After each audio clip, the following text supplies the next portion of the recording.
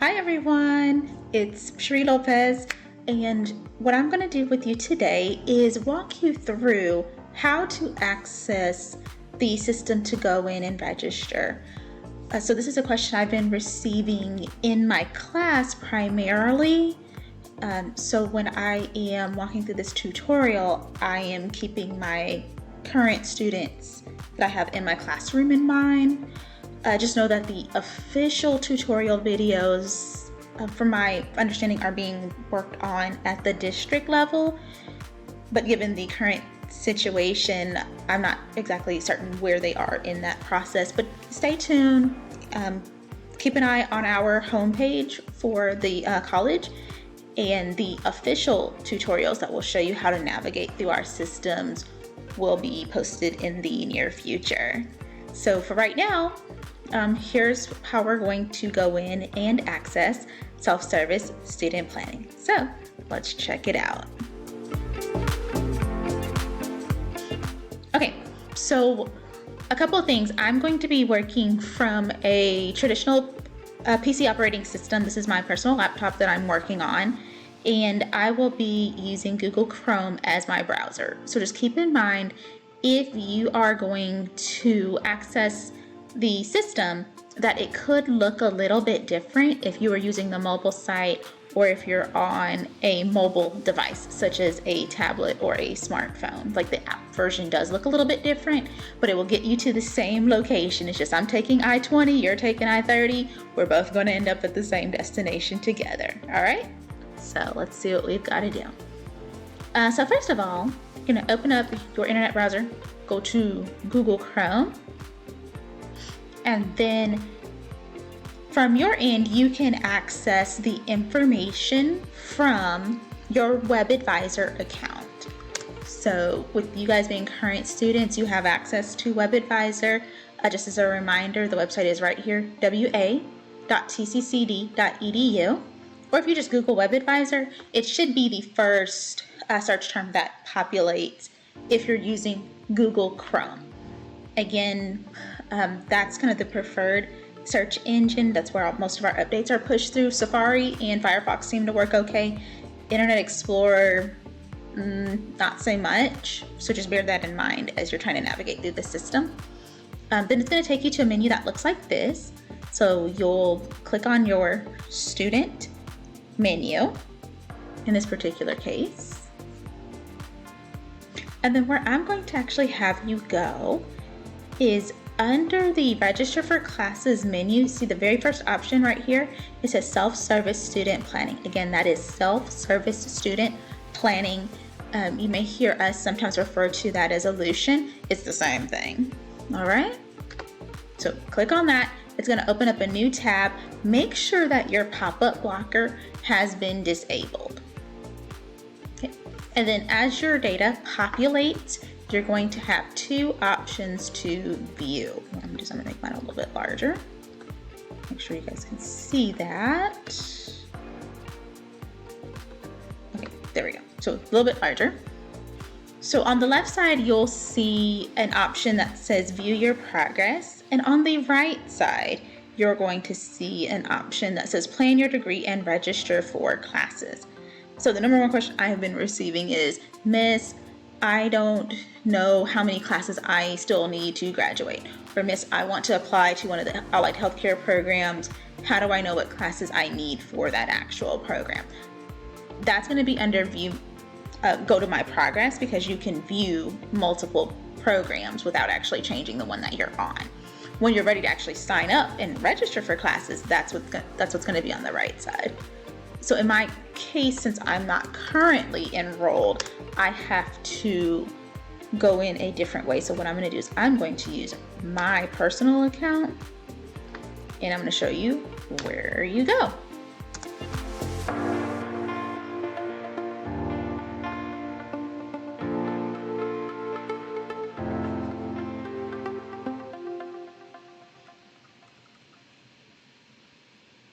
So I'm going to go to view my progress. And in my case, since I am not attached to a specific program, I need to put one on for sample purposes. 9 times out of 10, if you are planning to transfer to an area university, then you're probably attached to the Associates of Arts program.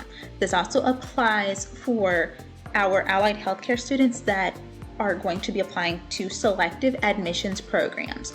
So nurses, physical therapy assistants, the sonography program, dental hygiene, nuclear medicine, nursing anesthesiology, radiology, respiratory care, CT scanning, MRI. All of you guys, you're going to start out on Associates of Arts.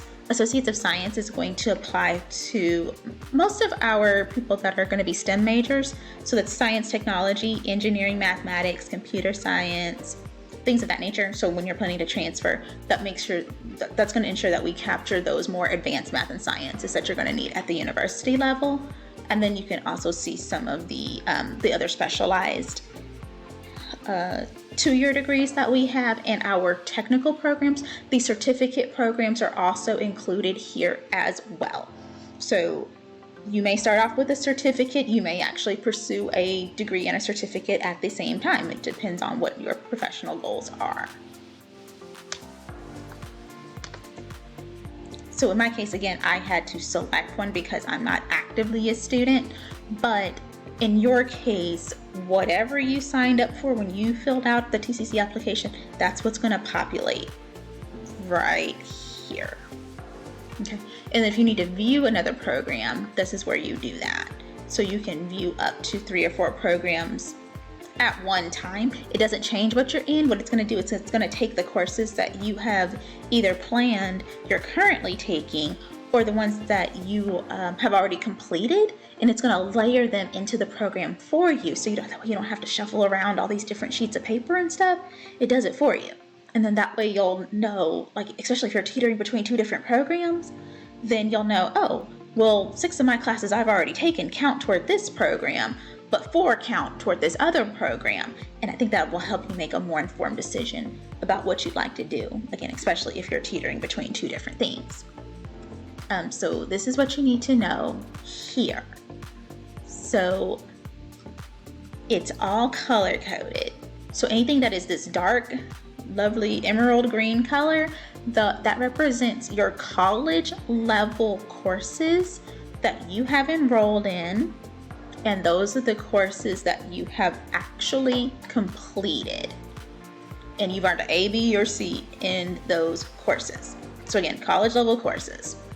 Anything that's going to be a light green color, that represents courses that are in progress. So those are classes that you're currently enrolled in at the moment and they haven't ended. So it could be classes that started in January, classes that started in March. They're going to end in May. Once you receive the grade for that course, then it will turn dark green, and then the total credits that you have earned, you see right here, that number will change. Anything that you have planned, so remember, you can plan your courses several semesters in advance. That's going to be in yellow, and anything that's in red, what does red mean in everyday life? Red means stop, pay attention to me. So if it's in red, you need to take that particular course that needs attention. And the goal is to turn everything green in your specific degree plan. And once you turn everything green, this lovely little progress bar right here will make its way all the way over here to the right and hit your magic number. So in my case, my magic number is 60, and that's the case for the bulk of our associate's degree programs. There are a few exceptions. And then also what you'll want to bear in mind is if you are planning to transfer to an area university, there could be additional courses that they are requiring that we offer, but we're not requiring for you to complete. So you could potentially go over the 60 hours if there's additional things that they're asking for. I've seen that with my education majors in particular with one of the area schools, where they'll complete the entire teaching degree with us, but then there's 3 or 4 additional classes they need to take that the area universities will accept from us. So they'll actually have more than 60 hours. All right. And then, Miss, how do I know what I need to take? Yeah, Miss, help me. Okay, so what you do is you follow everything, and it's color coded for you. So If these courses had not been taken, they would be in red, and it would say 0 of 1 courses completed. So if this area only required 1 course, that's what it would say. If it required 2 courses or more, it will indicate that for you as well. So in my case, mine is green because I completed this actual course, and there's the grade that I earned in it. That's when I took it all the way back when I was a dual credit student in summer of 2002. Well, that's a 3 there. And then the 3 credit hours. So this was a college level course that I took. I earned 3 credits for it after earning that A. And that's the only actual course option that's there. So all roads lead to Composition 1. That means I cannot take anything else in that place. That is the course I need for TCC, period. Once you get down here, see, same thing, this would have said 0 of 1 courses completed, but now I have a choice. I have English Composition 2 and Technical and Business Writing. So depending on what I'm planning to study and what's my next move after TCC, in other words, what am I going to be when I grow up, or what does my next chapter look like if I'm a returning student that's coming back to school? I know several of you have already been out in the workforce. You have the work experience, you just need the sheet of paper that says you know how to do the job you've been doing for the past umpteenth years. Then that's what's going to dictate which one of these 2 courses you take, and in certain instances you might need both. But again, that's going to depend on what you're studying and which area university you are planning to go to. Okay, so in my case, I took English Composition 2. I earned a B in that course. Same thing, I took this as a dual credit student in high school when I finished up my junior year. And yep, they kept all the credits. It's still there, even though it's from 18 years ago. And that way that automatically fulfilled the requirement for technical and business writing because I only needed 1 course for my specific plan. So this is an example of what you'd be looking at down here if you have multiple options and there's something that has not been completed yet. So this says 0 of 1 course is completed. This is what I was referring to. So it's red. What does red mean? Stop. Pay attention. I need you to do this, right? So that's what's there. And then what it does is it gives you a choice between the different types of speech classes. So it depends on the area university that you're going to if you're transferring, because some of them are very specific about which speech class they want, and other ones will just kind of say take a speech class. We really don't care which one, just as long as you take a speech, take the one that is interesting to you. For the math, so this is where things kind of get a little bit different. If we were having this conversation 2 or 3 years ago, my responses would look a little bit different, but now with us trying to be more efficient and get you guys graduated sooner, the math that you take is going to depend on what you're studying and what your next move is going to be. So typically a lot of my healthcare folks will probably take statistics and or contemporary mathematics, depends on where you're going and what you're studying. The business majors, my teachers, my engineers, my computer scientists are going to go up into that more advanced track. So what that could look like, for example, is for my future super teachers, you're going to track up to college algebra. College algebra is going to unlock the door for you to then take Math for Teachers 1 and 2. For my business students, you're going to move up or test into either college algebra or Math for Business and Social Sciences. It depends on your business program. From there, that program might request calculus for business and social sciences. And then you would go into like your advanced accounting, finance level courses at your senior institution, your university.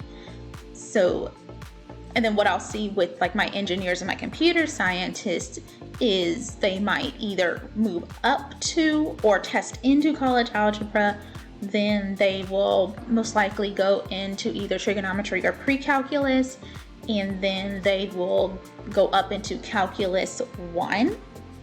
And for a lot of those plans, plan to go to calculus 1, 2, and 3.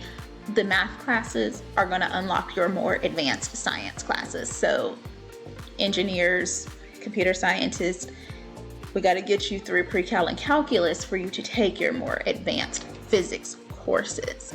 So there is a method to the madness, and when we recommend that you take things in a certain order, it's for that reason. We know that you'll get locked out of certain things.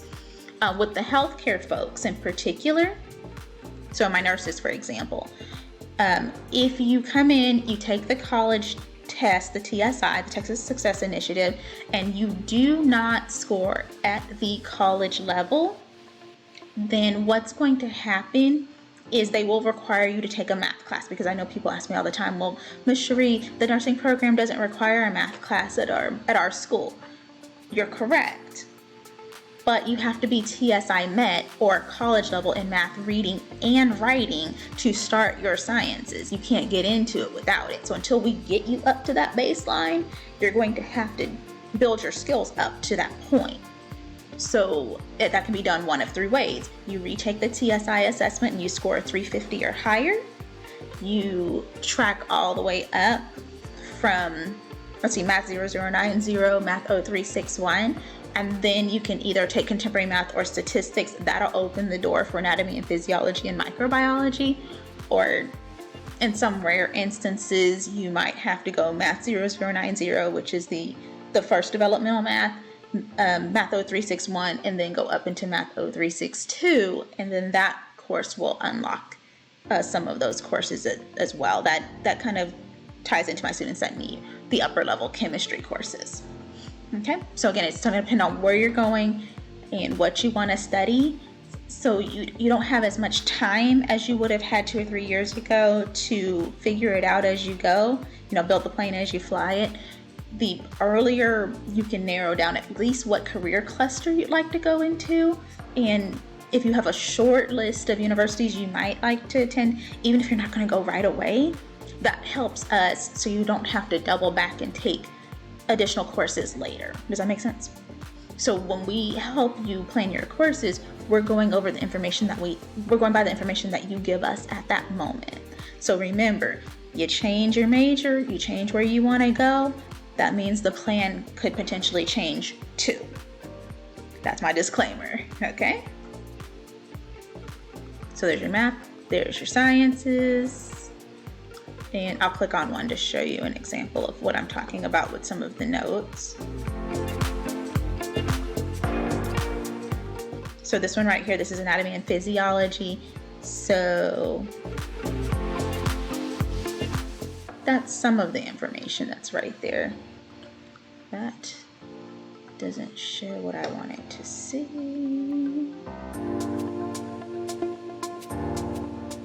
I changed up my notes. Hang on, let me go back.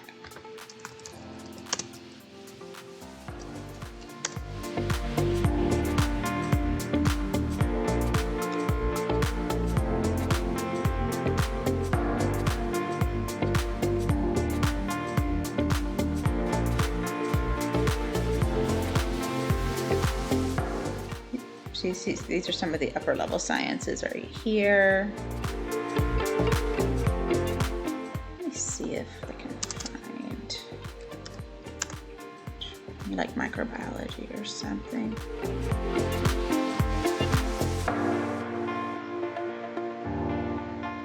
Okay, yeah, they changed the notes around a little bit, but that's what it used to say. That's what these notes right here actually mean. TSI Met in reading and writing, TSI Met in non-algebraic math pathway, and all that good stuff. So come see one of us, we'll break it down for you, okay? Because yeah, the notes have been updated since the last time I looked at this before spring break. So you'll do that. Depending on where you're going, you'll need to look and see if you need creative art. Typically, you might need 2 histories. You might need 2 governments. So there's my US government I took, and then Texas government. You might need a social and behavioral science, such as psychology, sociology. Business students, you'll need economics, macro and micro. A kinesiology class, which is PE. And then I skipped one. Oh, here. This is the one I missed. And then here, your language, culture, and philosophy category. So this is going to depend on where you're going, because for our purposes, we only need one course. But in my case, where I went to UT Austin, I actually had to have 2 literature courses. I had to have the 2 upper level languages. So I took intermediate Spanish 1 and 2. I actually started with intermediate Spanish 1. And that was quite a big jump from the high school version of it, because they don't review. And then I also had to have a philosophy course. So did you just catch what I said right there? TCC only required 1 course. My senior institution, the University of Texas at Austin, in that same category required 5, which meant I had to plan for 4 additional courses to graduate from the university. So that can happen. So that's something that we have to look at. So whether you're going to transfer right away or you're going to transfer at a later date. All right. So that's how you know what you need, because in each category, it's going to tell you if it's 1 class or if it's more. And then down when you get to the very bottom, your electives, that you have 18 credit hours down here. So what this represents, this is an area for 5 to 6 courses that you can take that we offer, but we may not necessarily require for your degree plan, or it could be ones that you can knock out for a selective admissions program that you're trying to get into. We also typically use this category to fulfill requirements for your university level requirements. So so TCC may only require 1 class, but your university could require 2. They could require 2 science, like we could require 2 sciences, but they could require 4. Or you saw in my case where we only required 1 language, philosophy, and culture, but I had to have 5.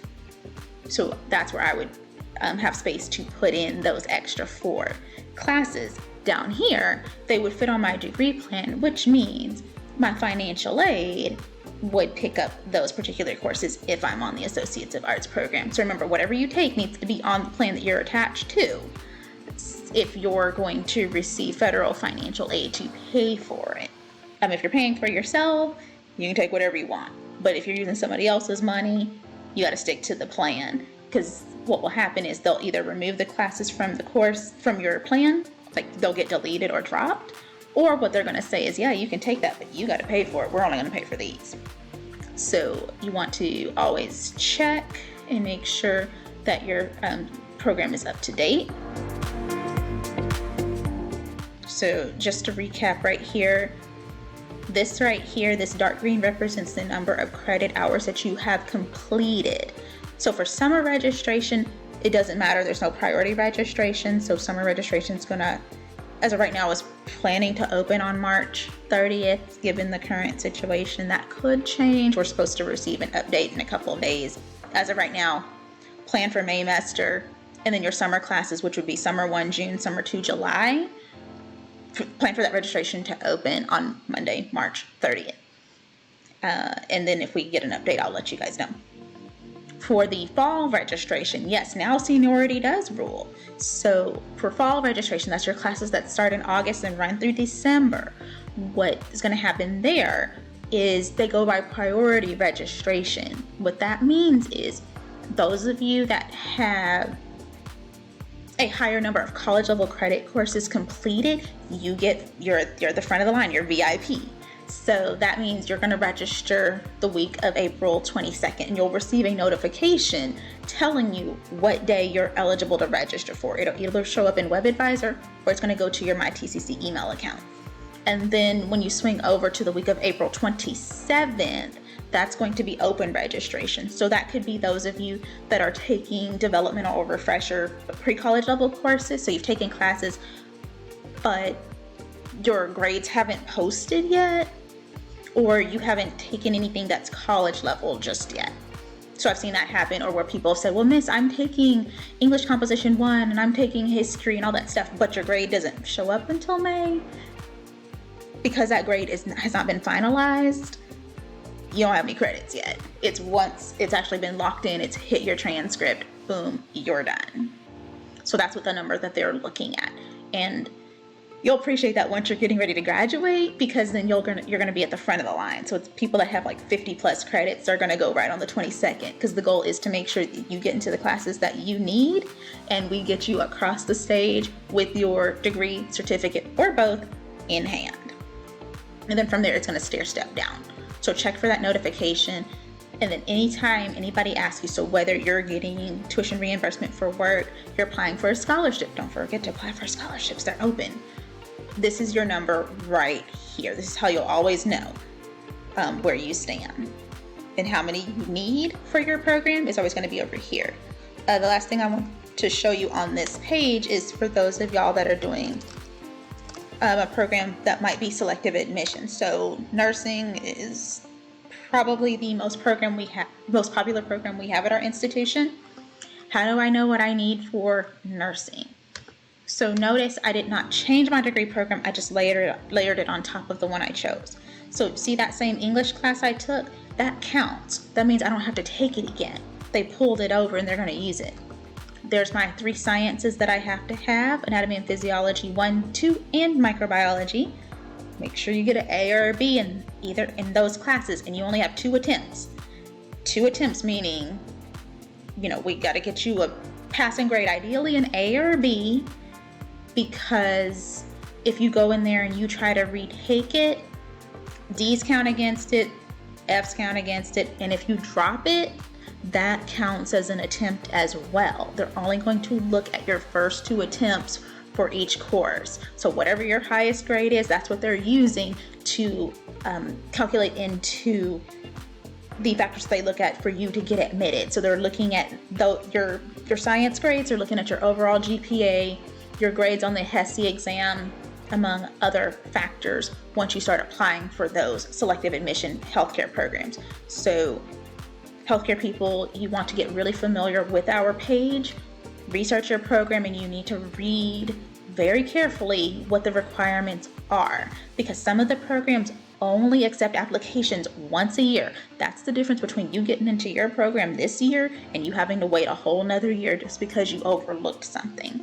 So we really have to stay in very close contact to make sure that all your application requirements are done and they're done on time. Okay, because you have a very tight window to get them done. Okay? And the goal is for us to get you in on the first try. See, so there's that language, philosophy, and culture. And what they did is with the creative arts, they combined it. So that way, instead of 2 separate categories, they made this one. You have 2 psychology classes that you have to complete. Because it says 0 of 2 courses complete. That means since you see 2 options, you have to take both. And it is those specific classes. And then down here where it says required, so these are the courses that you would take once you get accepted into the program. So at my level, I cannot register you for those courses.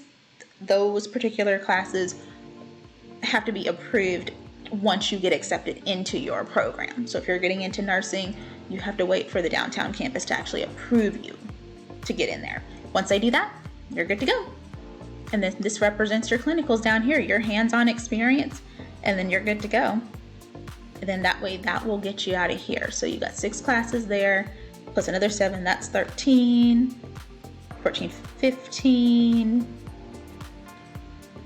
creative arts, makes 16, 19, 20.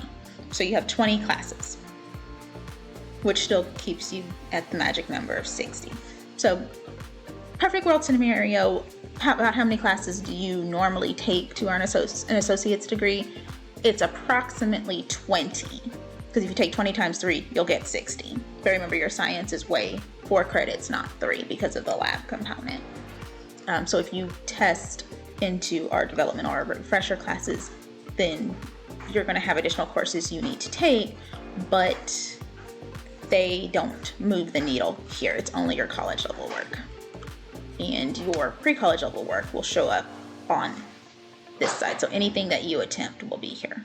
And they keep full records of everything that you've done. Even if you did college for kids, dual credit, anything like that, it's all going to be here. And you can plan courses out, as of right now, all the way up through spring 2022. And that is the gist of how to read what you need. When it's time to register for your classes, all you need to do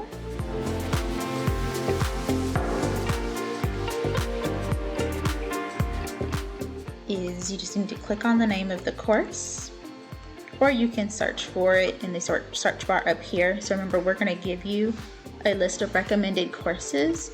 Each of them have a 4-letter code with a 4-digit number behind it. Add course to plan. This is going to let you project your courses out through spring 2022. View available sections. Sections means classes. That's what's available right now. So as you get ready to register for Maymester, summer, and then in April, fall, that's going to be how you sign up for the current session. And that's where you select your actual classes. And then you can view the details about those specific classes. So in this case, you can see the section number here. This is how you know it's specific. You can see the details, the number of seats available, course description, where it meets, the times, the name of the professor, all that good stuff. And if there's any special instructions that go with it. So in this particular case, this says prerequisite section must also enroll in INRW 0114, and it has a very specific class. That means you cannot shop around for it. When you register, you have to select that class, and you have to go and type this one into the search bar in the top right-hand corner and look for that exact course. And that's how you'll get it to go through. So that's what you will select. So let's say you wanted to add that class.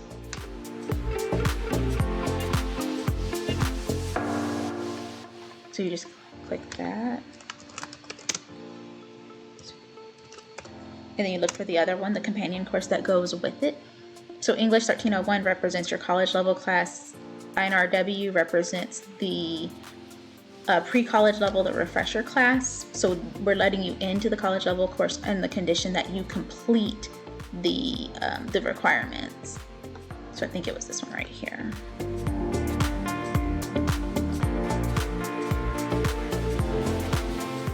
So you add them both, package deal. And then you can see them right there for the summer.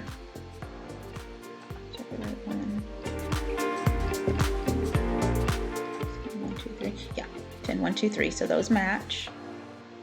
And then when it's time to register, you click on the course plan tab and make sure you're in the current session. So that's summer 2020. Click the checkbox, and once registration actually opens, it's a little bit too early. As you can see it right here, your registration period for summer 2020 begins on March 30th at midnight. This button right here will actually say register. It'll be blue. As long as you don't have any holds, you click on that, and then it will register you for classes. All this stuff will turn green. Remember, green means go. If you have multiple classes, you can also click on calendar, and then that way you can view how those classes are going to look. So for the summer, remember, we meet 4 days a week, whether it's in person or online. Plan for the classes to be online given the current situation. And just make sure when you click your stuff that it doesn't say yellow, it does turn green. That's how you're going to know it went through. You should also receive an email saying that there's been registration activity on your account. Once you register, then if you go over to Web Advisor, so I went back to my Web Advisor tab, I never closed it. Under Business Services, under Schedule and Fee Statement, once I click on that, it gives me the option to click on Term. If my registration was successful, I'll have the option to select summer 2020 or fall 2020, If the option isn't even there, then that means something's wrong. It didn't go through, or your classes did not hold. That means financial aid or your payment did not go through. So we need to investigate further what's going on. And then that way you can actually print out how much, what's my bill gonna be? And then that way if you need to submit it for tuition reimbursement, different things like that, then you can print that out, or you can screenshot it, convert it to a PDF, send it where it needs to go. You have that if you're a sponsored student and you need it for a bid letter as well. And then you're all set. All right, y'all, so that's the gist of how to register for classes in the new system, Ellucian, also known as self-service student planning. So if y'all need anything, make sure you contact Advising and Counseling online, and we are here and ready to assist you. And we'll see you guys soon. Thank you. Bye.